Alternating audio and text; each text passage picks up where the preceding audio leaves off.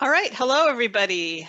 I'm Laura Adams, and I am the Director for Monitoring, Evaluation, and Learning for CSM-STAND, and welcome to our very first Learning Agenda launch event.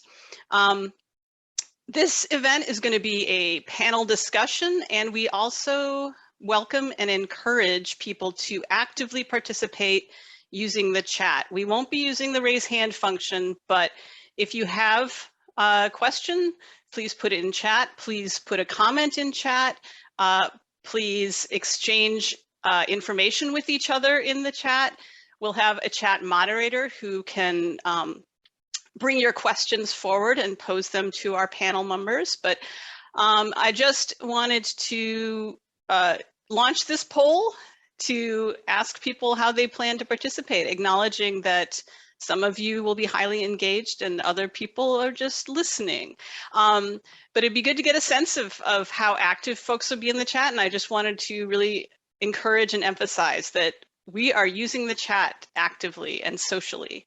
So I'll leave that poll up for a few more seconds and we can see if we can encourage social norms to actively participate in the chat by seeing other people are also going to do it.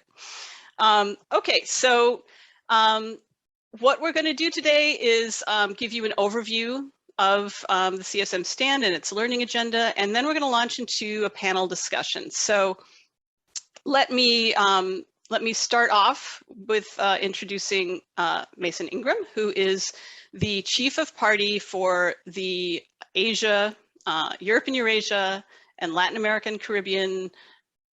Am I missing one of the regions, Mason? Yeah. I think you got it covered there. Yeah. It's a mouthful. Yeah, that regional award for CSM-STAND. Great. Thanks so much, Laura. Thank you, everybody, for joining. I want to start with just a quick shout out to the Aga Khan Foundation for helping to produce such a great video on the learning agenda that we're discussing today. If you joined after the video, we'll make sure you get a link so that you can watch it as many times as you would like and share it with all of your closest friends and family. Again, just as Laura said, welcome to this first in a series of launch events for the learning agenda for the Civil Society and Media Strengthened Together and Advancing in New Directions program, or CSM-STAND. Tori, you can go to the next slide. So CSM-STAND includes 2 regional awards funded by the U.S. Agency for International Development that aim to strengthen independent media and civil society around the world. The awards respectively focus on Africa and the Middle East and North Africa, and Asia, Europe and Eurasia, and Latin America and the Caribbean. The awards consist of 2 parts: a leader award, which provides support for sectoral thought leadership, consortium management, and global learning, and associate awards, which focus on country or regional or issue-specific programming. These awards are managed by PACT, which co-leads a diverse consortium of organizations with our partner, IREX. Launched in 2021, CSM-STAND is pursuing 3 key objectives: building civil society and independent media capacity and leadership to constructively engage in civic space, providing the democracy, rights, and governance sector with cutting-edge technical resources and adaptable program options, and operationalizing and effectively managing a broad-based, diverse consortium for program implementation. And Tori, you can go to the next slide. Across both awards, our consortium includes 19 committed and talented global, regional, and technical partners with proven expertise and commitment to strengthening civil society and independent media. Some of these partners will be sharing their work today, including Forum Asia and the Asia Foundation. Our consortium members helped shape and guide the direction of the learning agenda, which inspires today's event. The CSM-STAND learning agenda was developed through a collaborative process involving multiple prioritization workshops among CSM-STAND consortium partners, solicitation of input from members of our mailing list, USAID, and other INGOs, and a prioritization survey that went out to a wider network of country-based CSOs. And next slide. So 3 focus areas and 4 cross-cutting issues form the basis of the CSM-STAND learning agenda. Our 3 focus areas are safety and well-being, with anticipated learning focusing on interventions to improve digital, physical, and psychosocial safety and well-being for journalists, activists, and organizations. Networks and coalitions, with learning focusing on interventions to strengthen and diversify networks, collaboration and collective action across borders and boundaries. Interventions may focus on formal coalitions or social movements with boundaries being both geographic and social in dimension. And information integrity and trustworthiness of civic and media institutions, with learning focusing on interventions to increase the independence and capacity of civil society and media organizations, and to improve the quality, relevance, and reach of information they put out, with the aim of becoming more trustworthy to the public. Additionally, we will focus on interventions that address one or more of the following cross-cutting priority areas for learning: women and youth-led activities, questions around what resources and capacities broadly define sustain positive change, and dimensions of civic space and the kind of best strategies for operationalizing and achieving impact within different types of civic space. And finally, activities that have the explicit goal of changing social and political behavior and norms. It's important to understand that this learning agenda will serve as a living document that will evolve in response to the interests and needs of local partners under the associate awards that evolve over the next 5 years. In addition to promoting learning at the associate award level or in specific countries and regions, the learning agenda will help us compare and contrast findings at a global level and contribute to the development of practical resources and technical guidance over time. And importantly, this is a learning agenda that we hope to move not just as ourselves at CSM-STAND and through our programs, but also with other partners as we collaborate over the next 5 years. If you go to the next slide. So this gives you just a quick walkthrough of our agenda today, starting first with the 45-minute panel discussion, which Laura will moderate. So without further ado, Laura, I'll hand it back to you. Great, thanks. All right, we can stop sharing the slides, please. Thanks, Tori. All right, so let me introduce our panelists and just briefly mention what they're going to talk about relates to the learning agenda. So first we'll hear from Benny Egas-Prima, who is the Human Rights Defenders Program Manager for our partner Forum Asia. And Forum Asia is a membership organization that works to strengthen movements for human rights and sustainable development through research, advocacy, capacity development, and solidarity actions in Asia and beyond. And Benny will be helping us learn more about the safety and well-being focus area in particular. And then we'll hear from Nicola Nixon, who is the Director of Governance at our partner Asia Foundation, which is a nonprofit international development organization that's committed to improving lives across dynamic and developing Asia. Sorry, that took that right from your website, I think. Anyway, Nicola is going to talk a little bit about the closing space and civic space cross-cutting, well, not just closing space, closing and opening civic space cross-cutting priority, and perhaps touch on some of the other learning agenda focus areas. And then the third panelist is Erkan Kanırbayev, who is a project management specialist working on democracy and governance issues at USAID in the Kyrgyz Republic. And he's going to share with us what the mission has been working with partners to learn about the focus area on information integrity and trust, misinformation, disinformation, and a few other dimensions of that. And then finally, we'll hear from Elizabeth Callender, who is the Vulnerable Populations Team Leader at the USAID Regional Development Mission for Asia. So thank you for all of our panelists. And we hope to have a discussion where first we'll hear from each of the panelists a little bit. We'll have some Q&A, so please go ahead and put questions in the chat as you think of them. But let me start off by asking Benny a question about the work that Forum Asia does related to the safety and well-being area, which is a really interesting approach for to support their members in terms of a holistic approach to security. So can you tell us a little bit about why that approach is important and what Forum Asia has been learning about that we could probably share with other people and sort of spread that approach. Great, thank you, Laura, and hi everyone. Good evening from Bangkok. I'm Benny from Forum Asia. Yeah, I think to respond to your question, we see that the opening video gives us a very good overview on what's happening on the ground, like how the attacks against journalists, activists, or we also call them human rights defenders, is getting more rampant across Asia. Over the past decade, we see the authoritarian regime continue to increase. And then we saw, for example, in the Philippines now, the Marcos family is continue ruling the country after 30 years.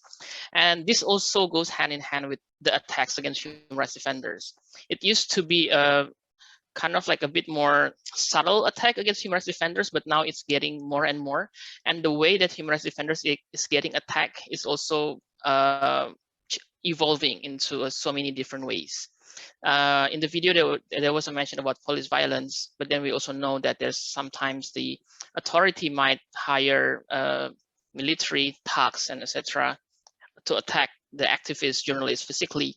And at the same time, the online attacks, we saw how the Pegasus, I think it was like a very, very big scandal happening also in some Asian countries. For example, Indian government was kind of like explicitly known to have been using Pegasus to spy against journalists and also human rights defenders. And all of this attack, both in the physical situation, in the online situation, creates a severe impact to the defenders and also affect their well-being. So that's why in Forum Asia, we are having like two main response to support activists on the ground. First is the reactive approach, where we provide emergency assistance, small grants to the defenders so they can relocate or purchase security equipment, conduct risk assessment, and also more preventative approach. This is where the element of holistic approach to security comes in. So in holistic approach of security, we link three main elements: physical security, digital security, and psychosocial well-being for the defenders.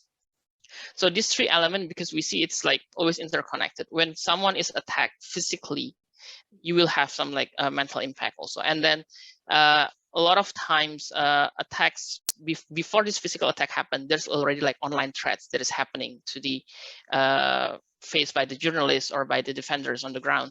So it's really important for us to provide the tools, the skills, the knowledge to the defenders and the community on the ground on how to protect themselves holistically. So they will be able to still like function or respond to the critical situation in the calmer manner as well. Because a lot of time we know that when a physical attack is happening, people might start to panic and etc. And with the deep understanding of holistic security, it will also like help them to be more resilient as a community. So yeah, I will stop here for the like a brief introduction of what we are doing on holistic security. That's great. And just a quick question. So have you been doing any sort of feedback loop kinds of things about in terms of the learning piece of this, in terms of, trying approach and then improving it with some some feedback and learning? Yeah, definitely. I think the standard practice for us is we always try to do a needs assessment to really see what is the need on the ground, because different country have a different need. And even in one country, different community, different gender groups, they will have like a different challenges that they face. So we always try to tailor our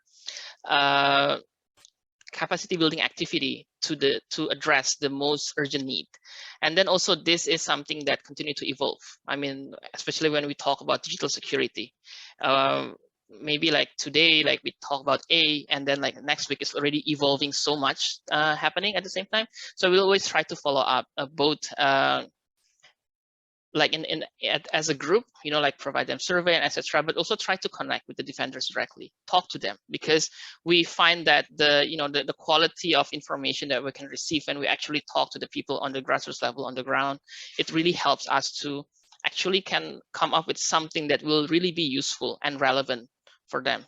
And of course, the most important part eventually in Forum Asia, we always envision that this kind of knowledge will not be owned by Forum Asia, but we should pass it over to the community so they can develop their own module in the future, like that is really tailored to their cultural context or like the situation on the ground, for example. Yeah, that's great. Yeah, the idea of building the capacity to also train others that sounds really like a good practice. Thanks. So let me turn to Nicola to talk a little bit about some recent research that the Asia Foundation's been doing on sort of the diversity of civic space in Asia, and tell us about, you know, why is that important to know, and how is that going to be used in developing programming? Thanks very much, Laura. Can you hear me clearly? Yes, so thanks. It's very nice to be here. I'll say good evening from here is Hanoi in Vietnam. And I do have a little bit of a short spiel on the research that we're doing. So, and it's complementary to what you were just talking about, Benny. You're very much more at the pointy end, but it's certainly complementary because we're also thinking about closing civic spaces. In TAF, we're frequently struck by there's this broader trend of closing civic space, which we're all very focused on and we're all very concerned about. But on the other hand, there's also a diversity, as you've just mentioned, Benny, you know, there's a diversity of individual country experiences of closing and changing civic spaces. So closing space has local nuances. Rising authoritarianism doesn't manifest in the same way everywhere, and neither are civil society actors simply victims at the coalface. So with that variation in mind and the terrain for voice and action shrinking and changing at the same time, we wanted to understand this because collective action does exist, and sometimes that's in surprising and unpredictable ways. So late last year, building on some qualitative work we did on civil society perceptions in 2019, we set out to understand those nuances a bit better, and we developed a pilot survey, a survey instrument which we ran with 96 civil society organisations across Bangladesh, Nepal and Sri Lanka. And we sought to capture the perspective of a range of different actors. Now we want to capture a more diverse range, that's one of our future aspirations, but on the changing parameters that they're experiencing, and to understand the opportunities then to support civic space in ways that promote democratic resilience and inclusive development. So we look at a number of different dimensions of civic space. We look at access to information from government and to and from government, participation in public policy and decision making, influence over that public policy and decision making, the sharing of information, the level of communication, how free is communication, how much ability do organisations have to mobilise, and crucially whether or not they can contest or critique government decisions. And we asked them about their experiences of these and what they saw as national level trends. Just a really quick postscript, our data was gathered in early 2022 before the full weight of the economic crisis hit in Sri Lanka. So we will have to be revisiting to look at that. But just in terms of what we found, so we're looking at 3 South Asian countries who ostensibly all have closing civic space, you know, according to the broader criteria. In Nepal, we found that countering the broader trends, so civic spaces are actually really quite buoyant. certainly in comparison to Bangladesh and Sri Lanka. Despite considerable political instability over the last 2 years and the economic and social challenges of the pandemic, Nepali civil society appears optimistic about the space they occupy, certainly, as I said, in comparison to Sri Lanka and Bangladesh. Most interviewees reported that organisations can more easily access information, communicate more freely and contest government decisions. A majority said they can share information and communicate freely online, while very few reported that it's becoming more difficult to protect individual rights and freedoms. However, when asked directly with the statement, "Are civic spaces shrinking?" 80% of respondents say that they are. Because on at least some issues, there are things that are too difficult for civil society actors to engage. They cited in particular anti-corruption, access to justice, and public sector reform among them. Now, in Bangladesh and Sri Lanka, we encountered a completely different trend, one with distinct similarities between the two countries, so we ended up looking at them together. In both, most respondents said information sharing and communication is becoming more difficult, while the space for contesting government is shrinking. 77% in Bangladesh and 70% in Sri Lanka said it's become more difficult to protest government decisions. A majority in both said it's more difficult for the media to be critical of government than it was a few years ago, and that it's harder to share information and communicate freely online. In both, they've observed increases in government scrutiny of online activities. But also in Bangladesh, there are nuances. A slim majority of participants felt it's easier to access information from both national and local governments than it was a few years ago. And that there are issues on which it's becoming easier for civil society to engage. And particularly here, we see quite often climate change is cited, and engaging on environment is cited as an issue that's less politicised. Many organisations, 68% in Bangladesh, felt social media is actually making it easier for citizens and civil society to engage with government. Conversely, that was 37% in Sri Lanka. So sectoral or issue-based spaces exist and appear to be opening where the issue is not likely to change or to challenge the political legitimacy of government. So that's just a super quick high level, give a taster of the results that we got. But why does this matter to TAF or to other actors more broadly? Well, we think when we're looking at overarching trends of democratic regression, it can be quite overwhelming to work out, how can you engage? And our partners, like our partners on CSM-STAND, we're keen to support efforts to stem that tide. So through research such as this, we aim to identify contextual opportunities or entry points to do just that, to identify areas where the boundaries of spaces exist and therefore where we can target our support and where those boundaries are changing rather than closing. It can help us think through the broader implications of the civil society strengthening efforts on which we partner or collaborate. For instance, our results threw up an interesting anomaly. Despite significant majorities reporting civic spaces are closing across several indicators, as well as an overarching perception that spaces are closing, we picked up a good deal of optimism about the relationship between government and civil society actors. A majority across all three countries reported that collaboration between civil society and government has improved in the past 5 years. And they felt that levels of collaboration with government are either stable or increasing, particularly at local levels. Now, on the one hand, this might have really positive implications for programming in areas like decentralisation, local governance or public sector reform. But on the other, we wondered, well, collaboration is great. Does that affect the space for contestation, which is also crucial to a healthy civic space? Does more collaboration mean for less contestation? Do large parts of civil society collaborating with government make it harder for those who would prefer to maintain a critical distance? And we don't know, but it's something that we will be alert to, and I'm sure you'll agree is interesting, and it has implications for development strategy and programming. So our research obviously has quite a lot to do with networks and collective action, as I've mentioned. It relates to safety and well-being, where we're able, we hope, to delineate between different areas and topics on which it's politically unfeasible, safe or unsafe to engage. And we're also using this research to understand how local organisations are navigating social media and its misinformation challenges. So to that extent, it also relates to the topic of information integrity and definitely to the topic of trust. So I'll leave it there. Well, and I think it's I mean, just that little slice of your sort of the pilot research is really helpful in thinking through the cross-cutting focus area of dimensions of civic space, because originally, as Mason mentioned, we went through a really collaborative sort of workshop-y process to try and develop the topics that we wanted to focus on in the learning agenda.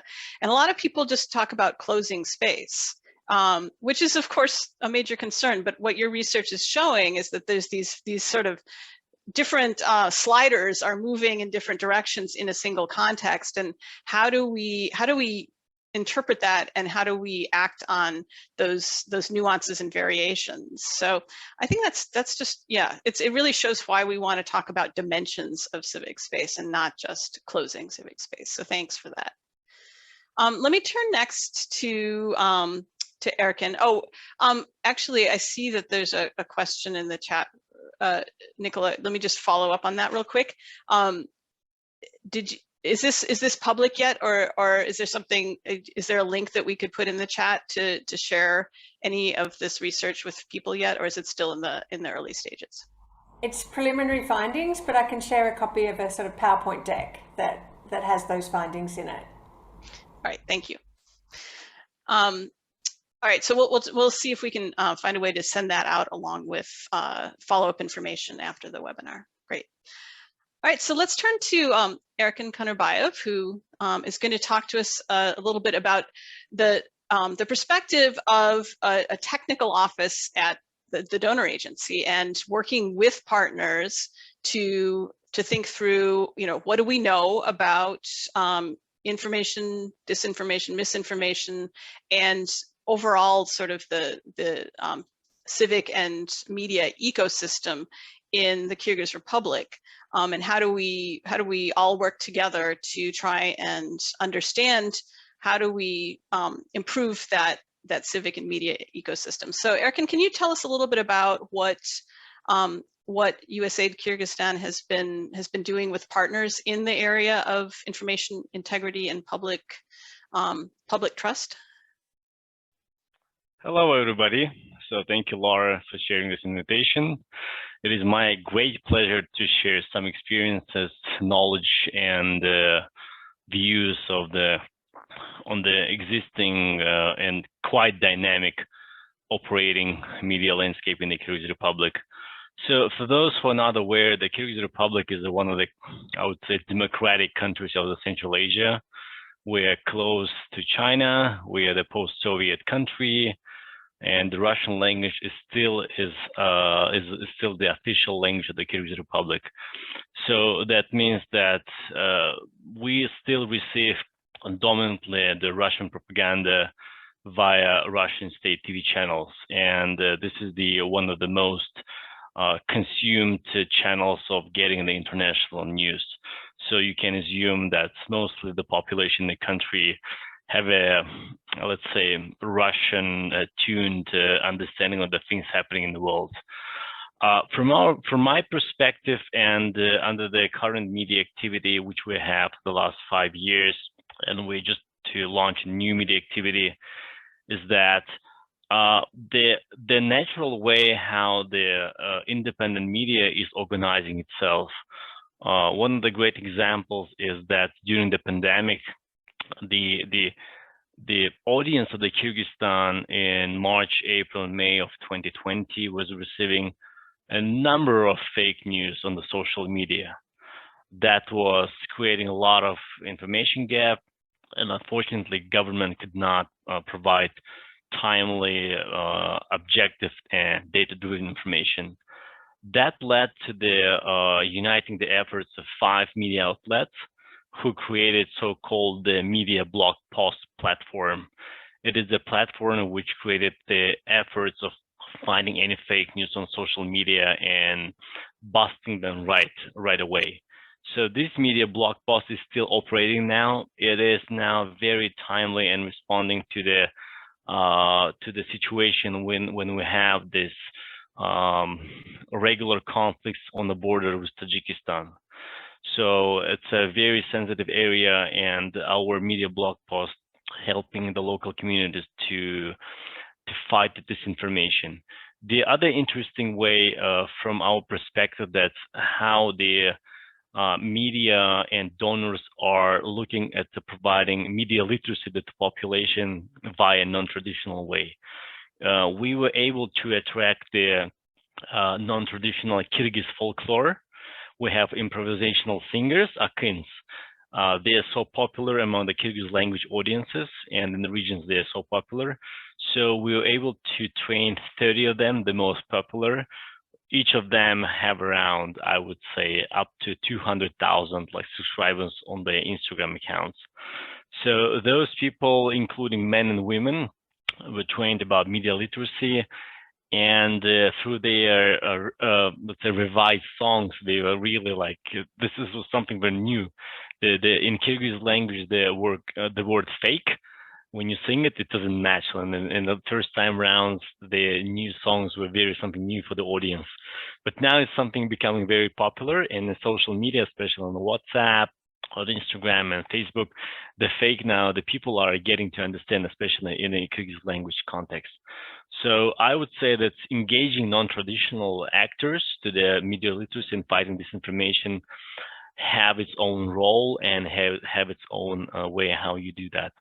So this type of things is to look at the way how you can generate the public trust to the media sector, because in most cases the disinformation put out in the space is that the civil society's media are injected with a Western donor to give something negative and bad to the youth, to the people.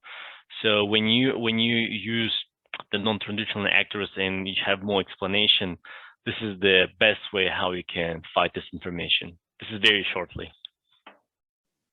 So are there any local partners you're working with that you want to shout out for doing sort of innovative work on this? So we have a local partner. It's a very dynamic institute. It's called Media Pulse Institute. It's a group of young lawyers, and they're always out there. And even though there's some now, we have now currently the increase on the media pressure by the government side. If any like blogger activist who is already might be under the prosecution by the government, this group, the Media Pulse Institute, is right after reacting to them and helping those folks. Great. Yeah, want to make sure we acknowledge the people who are out there coming up with the local approaches. That's great. Mason, do we have some questions that we want to put forward to the panelists right now?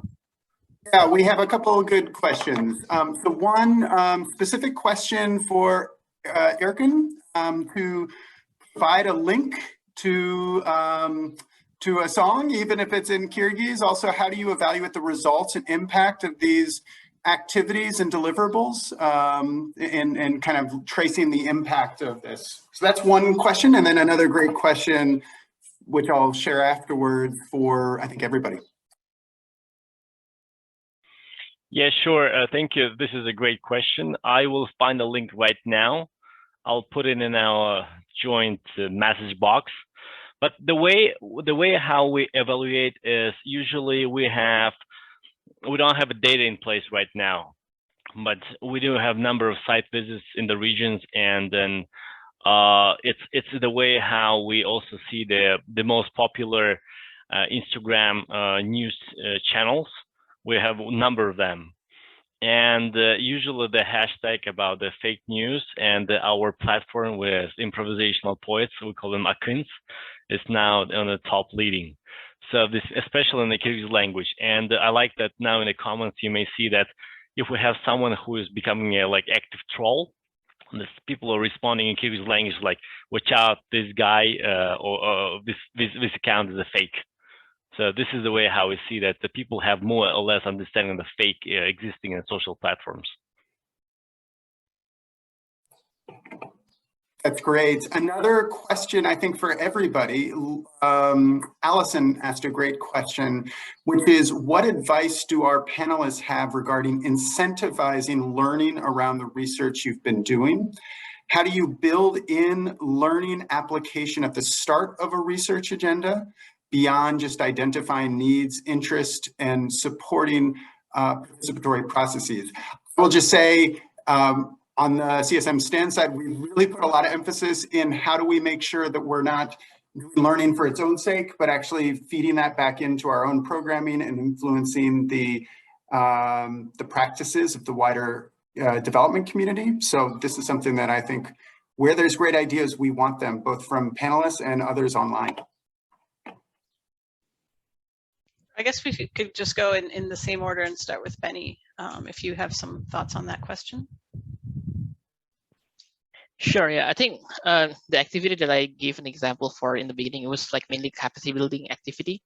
But I think when it comes to learnings, like during COVID period, like it really provide a lot of like a learning kind of like situation for us, like how we need to be more adaptive when it comes to planning for an activities, and then the research that we want to do, and how to try to see like when do we need to, let's say, press a break, and then also like to admit that sometimes maybe when we are planning something, it might not goes in the way that we want to plan to, and then like try to adjust accordingly to make sure that the impact that we are trying to achieve can still be achieved despite so many deviations is happening. And also, when it comes to the learning, we really emphasize on like put an emphasis to a continuous review within internally and also with the partners on the ground, because again, like eventually the situation when the defenders that we are working with, the situation of them changing on very drastically on the monthly basis, especially if we see in our projects, for example, in the countries like Myanmar or Afghanistan, where situation is like very much tricky. So yeah, it's kind of like a lot of learning by doing when it comes to like, you know, groundwork, emergency work with human rights defenders. But yeah, there's a lot of things that we can learn from one country and then trying to like to also replicate that learnings to other countries, because we saw a lot of similarities. This is also similar to what Erkin has mentioned, like how the initiative in Kyrgyzstan, for example, and is a lot of learning element that can be given, I think, to some civil society movement in Southeast Asia, for example, how they can counter fake news. Because again, like one easy example I can give, like Philippines, the Marcos regime technically almost win the election due to spreading misinformation among the people. So, you know, this cross internal learning and also like cross country and regional learning is like very much important. Yeah. Thanks. Erkin?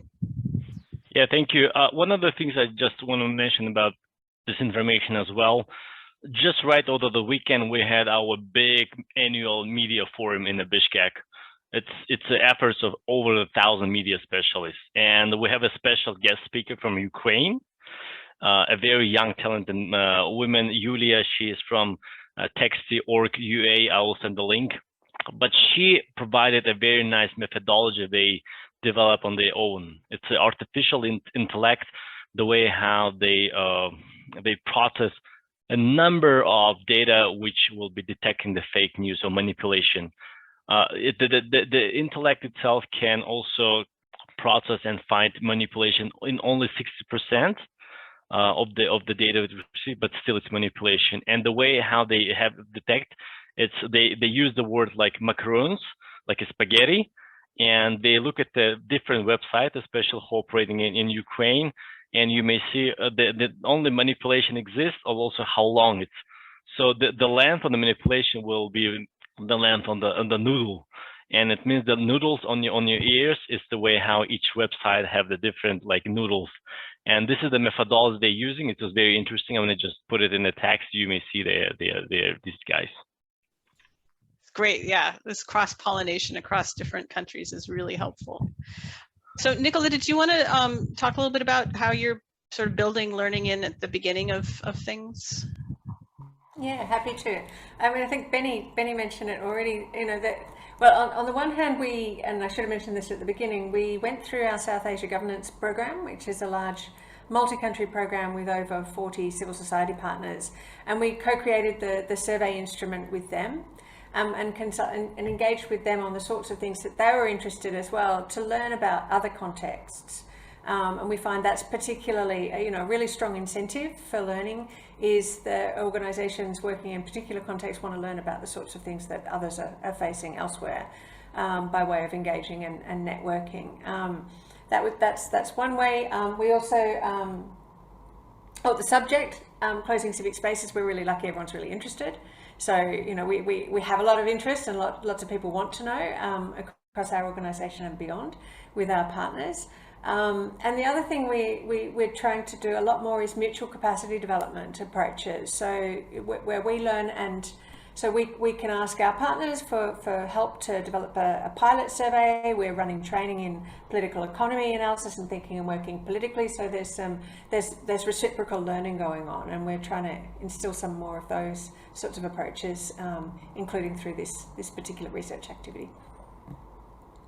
Yeah, just before we go back to Mason, I just the learning from other contexts is sort of what I think CSM-STAND's learning agenda is all about. So this is really heartening to hear the ways that folks are already benefiting from hearing about other country context experiences. So Mason, did we have some more questions? Yes, Josh kicked off a really great question in response to Erkin's presentation. Noting that he loves the approach to raising awareness about fakes. However, in promoting greater awareness of disinformation, is there a potential risk of further eroding trust?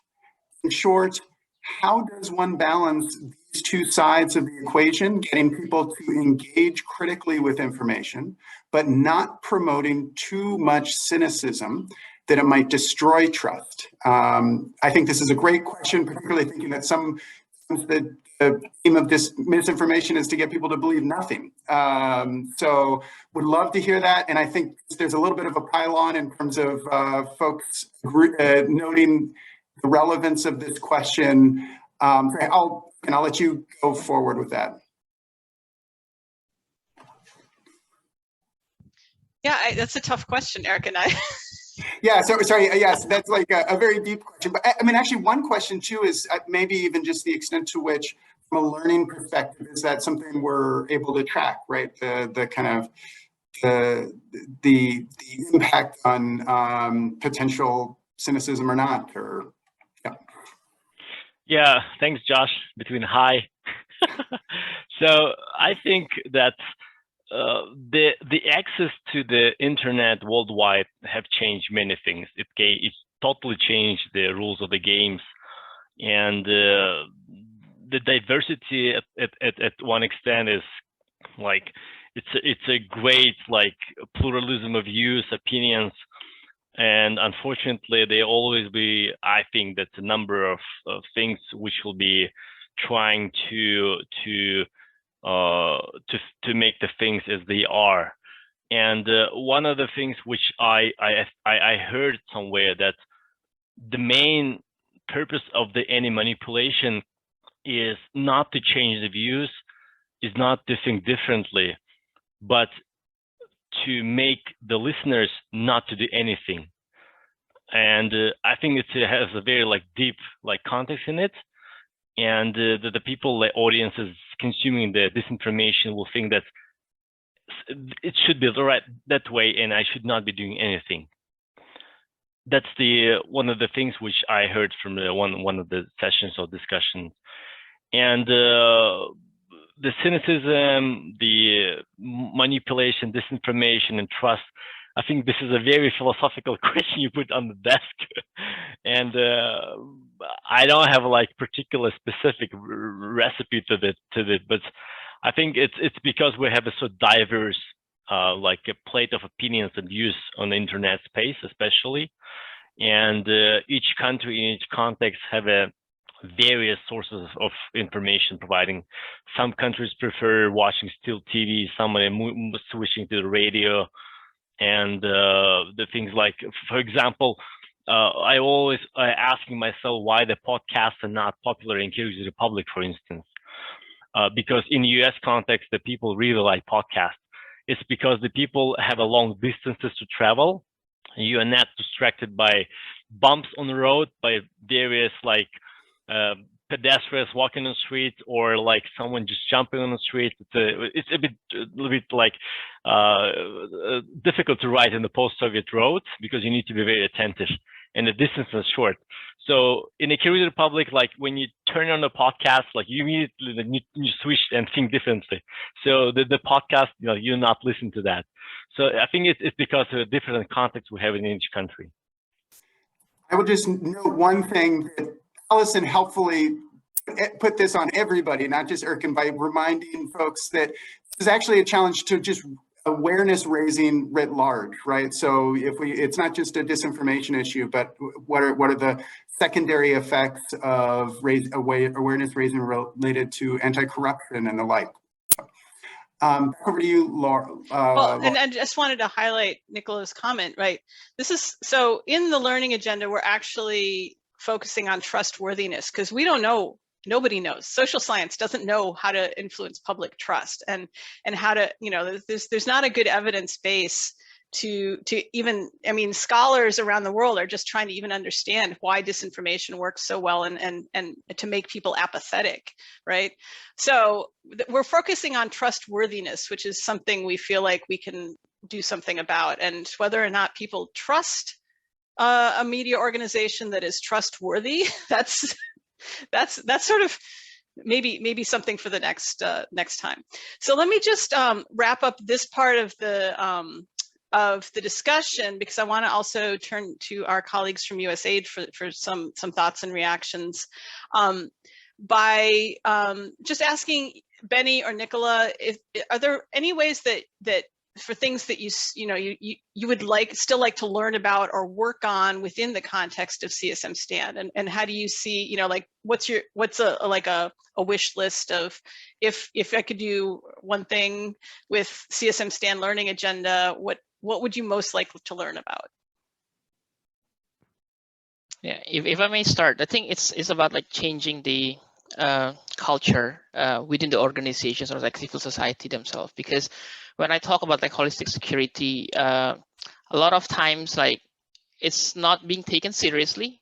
But then until like something has actually happened, and then people will know, okay, this is like really important. We need to have these skills.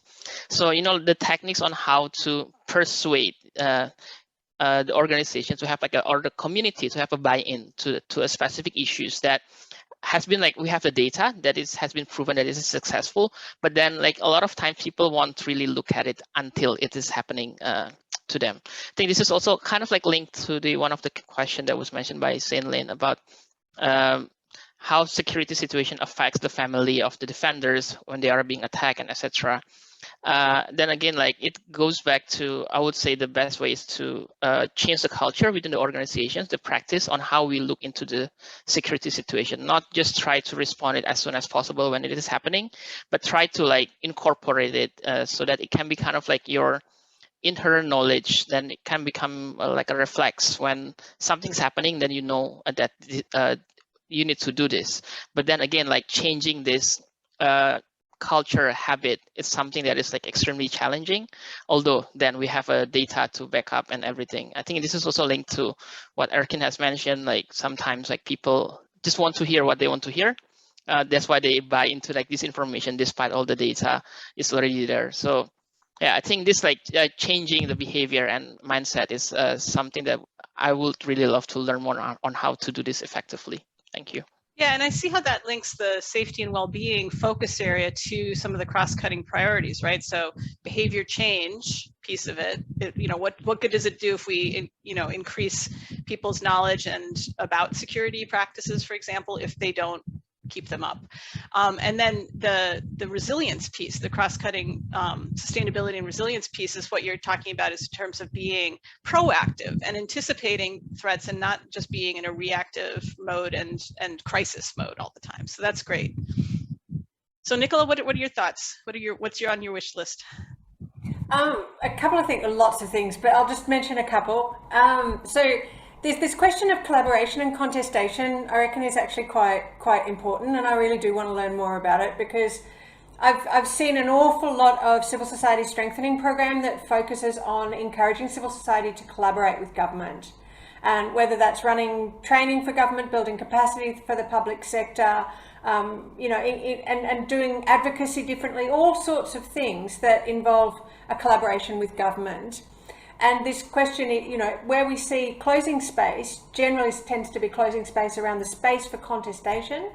Does that impact on the space for contestation when we're doing this civil society strengthening type work? This is particularly, I think, maybe a good question to ask around work where we see a lot of donor support for service delivery and civil society running, delivering services for government. So that's one question that I'm really interested in. And then another one is around how can we know that civil society, civic spaces are more than the sum of their parts, and that there are, you know, the networks and coalitions part of the learning agenda is very much reflecting this, but how can we move beyond the what tends to be this really strong focus on individual organizational development? We got as far as moving beyond capacity development of individuals to organizations, but we haven't quite got to the networks and ecosystems yet. And I'd like to learn more about how we could do that. Me too. So let me turn to Elizabeth Callender, who's at RDMA and USAID mission, and ask you just, you know, what are some of your responses to what you've heard here? Does it connect up with things from your professional experience or that the RDMA mission is working on? Whatever your reactions are to the panel from the perspective of our important partner in this endeavor, USAID. Sure, thanks, Laura. You know, the first thing that pops out at me was the speech that Administrator Power gave last night.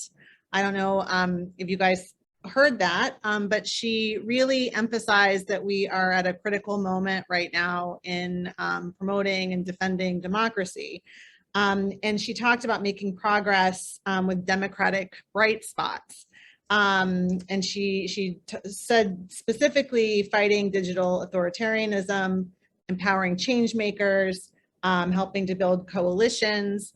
And this theme of bright spots, I think what the panelists have discussed tonight, there's a lot of bright spots there. And I think that just linking that up to the, you know, Samantha Power's, you know, revolution of dignity, I think that at a high level, this is very exciting and right in line with that. In terms of RDMA's perspective, this is also highly relevant. We have a regional development strategy, and that's focusing on regional collective action to defend human rights. And that involves engaging civil society, and getting the public engaged in human rights. So, so that falls directly in line with what RDMA is endeavoring to do in the next 5 years. I wanted to reflect on what Benny talked about and the kind of evolving nature of threats and the quality of information that Forum Asia is getting depends on the connections, sincere connections with people. I thought that was a really interesting point to make when we're looking at the personal level interactions. And I thought it was interesting, Nicola, you talked about looking at networks and organizations as a next step. And I think that's an interesting way to go. And TAF, the very relevant and nuanced research that you're talking about, especially the dimension of civic space. I love that concept. And in terms of bright spots, you talked about civic action exists and it's working in surprising and effective ways. And that is definitely what we want to capitalize on. And the inquiry that you are doing is going to allow us to know the best way to intervene in this very complex and evolving environment that Benny, you had mentioned previously. Erkin, I have to tell you, I love the wallpaper and your shirt. This is fantastic. I could not say that I'm loving it. And the Media Block platform to kind of bust the disinformation, I think that is super cool, as well as these singers. I'm gonna look at that after the presentation. But overall, I think the theme I'm drawing away is really the complexity and the dynamic nature of this problem set, but as well as CSM-STAND, your partners, and the possibilities of research and intervention. So in closing, RDMA really appreciates being invited to participate. We're looking forward to the cutting edge learning and the technical guidance and feedback that comes out of your learning agenda at a global level, and we're keen to follow your progress and to stay active in this network. So thank you for inviting us tonight. Yeah, thank you, Elizabeth. So as nobody here is going to be surprised that this meeting is being run by a monitoring, evaluation, and learning director, and I'm about to give you a poll for your feedback. So let me just open up a poll before we go to the next thing. Making sure that what we're doing is useful for our audience members. Please let us know your feedback on that. And then what we're going to do is have some closing remarks from one of the people at USAID Washington that we work with most closely, Nita Tangirala, and we will also at the very end, I'll just tell you a little bit about next steps. But I realize that some people may have to break because it's at the hour. But we will follow up and send out information to everybody who has registered for this event and share that information. And I'll put one more time in the chat the link to sign up for our mailing list so you can keep in touch. So I will turn it over to you, Nita. Thank you so much, Laura, and thank you so much to everyone who spoke today. This was such an exciting kickoff of the series of events over the next week. So thank you again for putting this together. I think as we clearly heard from today, the process to develop and implement a learning agenda is equally as important as the outcomes from it. And to Allison's point in the chat, applying learning gathered. We are here to promote a culture of learning, participation, inclusion, and continuous improvement. As Benny emphasized, for example, how Forum Asia and so many other partners are committed to sharing knowledge gathered to continuously improve how we holistically protect civic actors, or as Nicola described, how we iterate to maintain and expand civic space, and target where we can offer support, and as Laura mentioned, understand the dimensions of civic space. For civil society and media specifically, policymakers, advocacy groups, and local partners, to local and international media, decision makers, and change agents all rely upon learning to frame their positions on and programs about key democratic governance and human rights issues. And given that often the political and social contexts we are operating in are rapidly changing and fluctuating, we have to push ourselves to be engaged and be iterative learners. So to conclude here, USAID hopes that the CSM-STAND learning agenda can contribute valuable learning to a number of USAID initiatives that are being stood up as a part of the Presidential Initiative for Democratic Renewal, which was announced in December of last year as a part of the Summit for Democracy. For example, advancing digital democracy, a whole of society approach to ensure technological innovation is not intrinsically at odds with democratic values or outcomes, or powered by the people, an initiative that fundamentally hopes to advance shared understanding of approaches and best practices for increasing the efficacy and impact of peaceful collective action to advance democratic development and sustainable civic participation. Finally, this work we hope we know aligns with USAID's current approach to localization.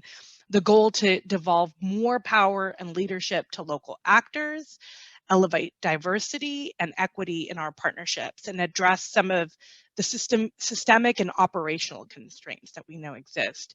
Within USAID, we are prioritizing both partnering more directly with local actors on awards and including local voices in all the work we support. And we look forward to seeing how local partners both contribute and drive learning as a part of CSM-STAND. So thanks again to the consortium and to all the fantastic speakers and all the fantastic participants who contributed on the chat. Yes, I echo that. And thank you, Nita.